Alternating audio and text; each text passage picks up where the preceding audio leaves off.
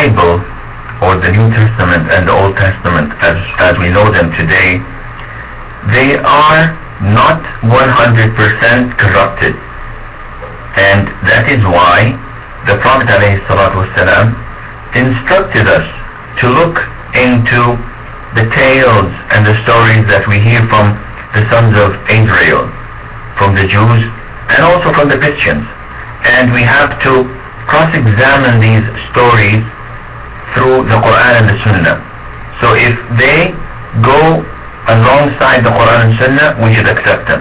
And we know that these are correct. For example, if we find quotes from the Bible stating that fornication is forbidden, it's a major sin, or killing others is a major sin, or lying is a major sin, we accept this and we say that this is from the true Torah and from the true Gospel, from the true Injil. But this is part one. Part two, when we find something, find quotes that go against the Quran and Sunnah.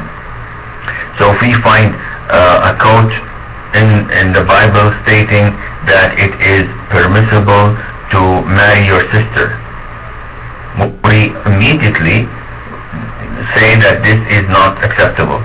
When we find quotes stating that Ibrahim had sex with his daughter-in-law, or Lut had sex with his daughters, the two daughters, after the destruction of Sodom, etc. We know that this is false and a complete lie. So we know for sure that this is not from the word of Allah.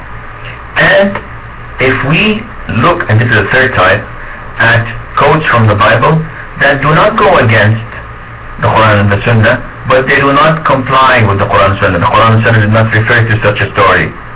We may talk about it, but do not take it for granted. So we can say that there was a tale in the Bible, but we don't say that it is true or false because we have no knowledge of this. And that is why some scholars may quote from the Bible that go side by side with the Quran and the Sunnah, because the Quran and Sunnah says this before. So I would like to emphasize my point from the Quran and Sunnah by saying but little about this particular issue, and Allah Azza wa Jal knows best.